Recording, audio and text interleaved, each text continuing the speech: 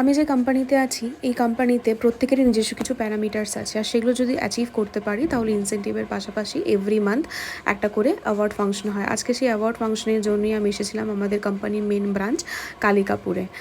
আমি তো হাওড়ায় কাজ করি। হাওড়া থেকে আমাদের দুজনের নাম নমিনেট হয়েছিল এবং আরও নানান সেন্টার থেকে এসেছিলো, যেমন মেদিনীপুর, কলকাতা, তারপর তোমার মুর্শিদাবাদ, যেখান থেকে যাদের নাম নমিনেট হয়েছে তারা সবাই এসেছে। প্রোগ্রামটা 11টা থেকে শুরু ছিল।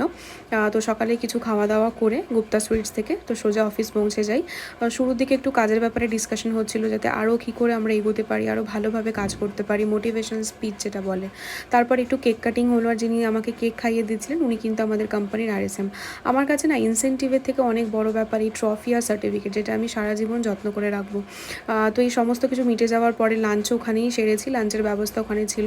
তো লাঞ্চ করে আবার সোজা অফিস চলে এসেছি, কারণ অফিস এসে আবার কাজ করতে হচ্ছে। দেখা হচ্ছে নেক্সট উইক।